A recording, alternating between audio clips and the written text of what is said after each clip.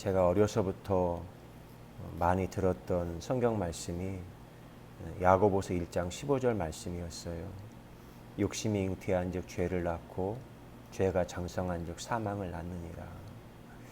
그래서 제 안에 끊임없이 어떤 욕심이나 욕망이 내 안에 들어오게 될 때 그것들을 누르게 되고 이것이 선한 것인지 악한 것인지 그걸 끊임없이 분류하고 차단하고 그런 일들을 제가 하게 되었습니다.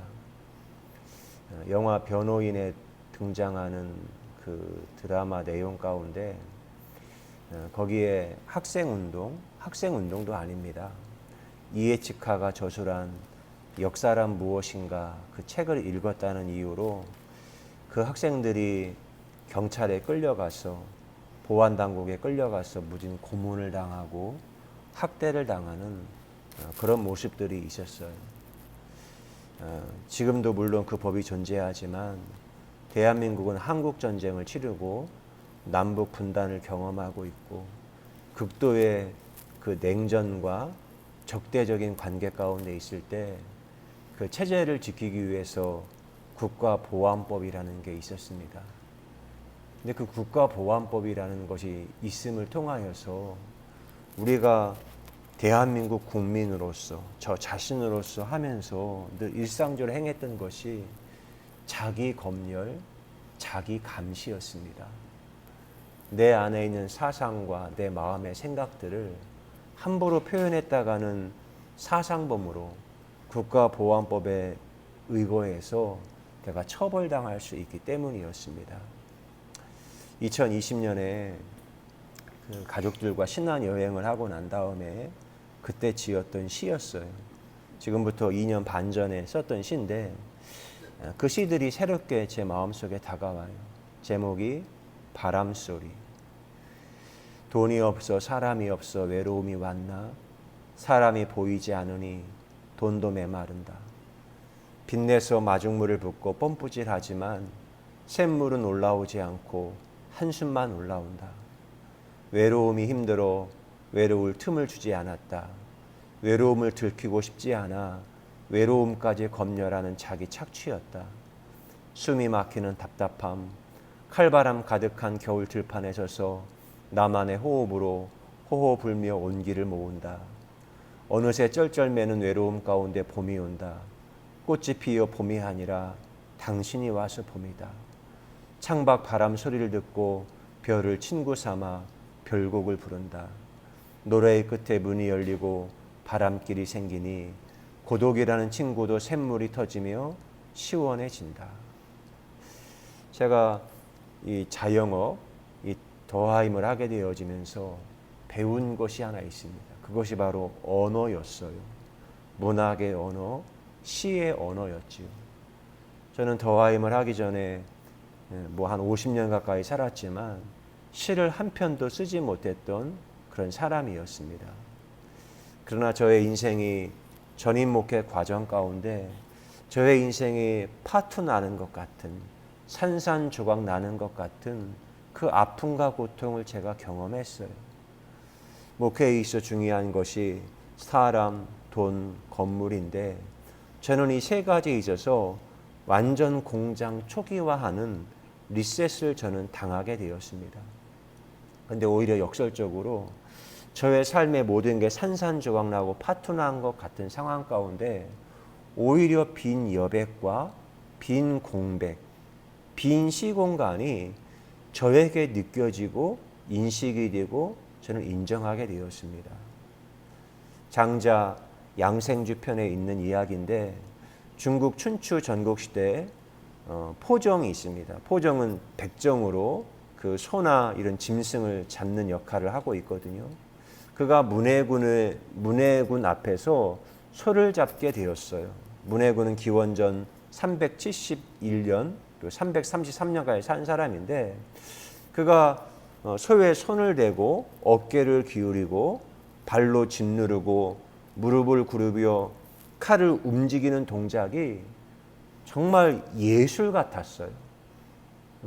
어떤 한 예술인이 춤을 추듯 노래하듯 파도를 타듯 그 음율을 따라서 손놀림과 몸동작이 있는데 아름다운 춤을 추는 것 같았다니까요. 그리고 바람 소리가 나더니 뼈는 우두둑 떨어지고 뼈와 고기가 분리되는 거예요. 그 순간에 문해군이 정말 경이롭게 여겨지는 거예요. 어떻게 저런 아름다운 기술, 저렇게 아름다운 경지에 이르렀을까? 그리고 문해군이 그 포종에 가까이 가서 이렇게 칼을 보니까 연장이 좋은가 보다. 칼을 보았더니 새파란 칼, 날섬검인 거예요. 아, 그렇지. 칼이 좋으니까 이런가 보구나. 그래서 묻습니다. 이 칼 언제 간 것이냐? 네, 19년 전에 간 칼입니다. 문해군인 군주가 말해요. 야, 너 지금 그게 말이 되냐?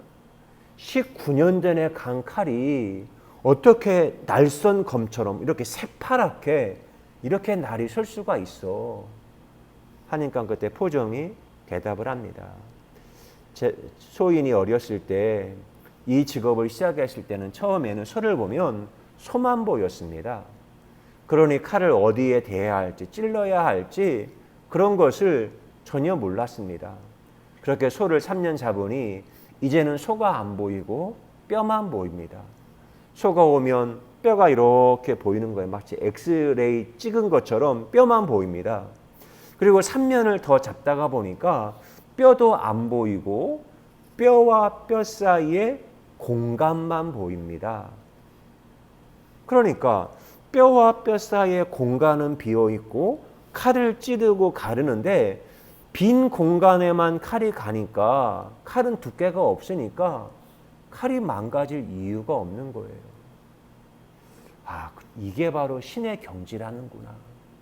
어떤 하나에 계속 일을 하다가 보면 채워져 있는 게 보이는 것이 아니라 빈 공간이 보이는 거예요. 저는 저 자신이 맨 처음에 이곳에 왔을 때 블랙홀 같았어요. 그 어떤 빛도 없고 숨도 쉴 수 없었고 질식하는 것 같았거든요. 그런데 그때 바람 소리를 느끼고 빛이 들어오면서 빈 공간과 여백이 제 영혼의 언어로 인식이 되었습니다. 근데 그 빈 여백을 만든 게 바로 바람의 언어, 빛의 언어였어요. 이런 사람들이 큰 권력자가 있고 또한 세상에 큰 돈을 가진 사람이 있거든요. 실제로 우리나라 최고가는 그 기업체에 지금은 부회장 역할을 하는 사람이 프로포폴 중독자가 되어서 실형을 받고 있는 사람이었어요. 우리나라 최고 권력자의 대통령의 아들이었던 사람이 여러분 뽕쟁이가 돼요. 마약 사범이 되어서 재판을 받고 판결을 받고 아버지는 권력의 힘을 쓰고 건져내기 위해서 그런 일들이 우리나라에 있었습니다. 근데 왜 이런 걸까? 그 엄청난 권력이 있고 엄청난 돈이 있음에도 불구하고 왜 이 사람이 이런 상황에 빠져 있는 거지? 그의 삶은요, 무력감에 빠져 있어요. 권태함에 빠져 있고. 그러니까 그 무력감과 권태함을 이기고자 그런 약물에 중독되고 그런 상황에 취해지게 되는 겁니다. 그런데 이제는 제게는 노동을 하고 빛의 언어와 바람의 언어를 익히면서 보이지는 않지만 내 손에 쥐어지지는 않지만 마음의 노래와 언어의 소리가 제게 이렇게 들려오기 시작했다는 겁니다. 그러면서 다른 사람은 전혀 느낄 수 없지만 제 마음 속 깊은 중심에서 그 배에서 생수의 강이 흘러나오고 울리는 그런 소리들이 느낄 때마다 그때 시를 쓰는 거예요. 오늘 성경에 읽었던 그 내용처럼 술 취하지 말라 이는 방탕한 것이니 오직 성령으로 충만함을 받으라. 그 바람 소리를 느끼지 못하면 술, 쾌락에 취해버려요. 근데 인생의 즐거움은 언제 오나? 19절 시와 찬송과 신령한 노래들로 서로 화답하며 너희의 마음으로 주께 노래하며 찬송한다. 내 마음의 깊은 내면의 무의식에 주의 성령의 바람이 울림 가운데 내 속에 노래하고 있고 그 소리를 내가 알아듣고 있고 그걸 표현하고 있을 때 내 영혼과 마음이 채워지고 빈 여백 가운데 춤을 추는 것 같은 예배자의 삶을 경험하게 되는 겁니다. 숨길 몸을 만나다라는 시를 썼습니다. 그 배에서 코일리아 그 배에서 물이 샘솟는다. 오선보를 타고 흐르는 샘물이 몸에 밴 악취를 녹이고 골수에서 나온 피 묻은 흔적이 몸을 맑게 하고 얼굴에 그려지네. 하늘과 땅의 배틀질이 얼굴의 광채로 노래하는 주기율. 좀비들이 폭탄을 쏘며 산산조각 파투내지. 텅 비어있는 무덤에 물이 다시 흐르고 숨길이 생기니 짜임새 있는 밤하늘 그대의 몸을 따라 아침마다 변주되네. 기도합니다. 좋으신 하나님 감사합니다. 인생의 삶이 블랙홀 같이 숨을 쉴 수 없는 시공간을 인식할 수 없는 답답한 상황이었습니다.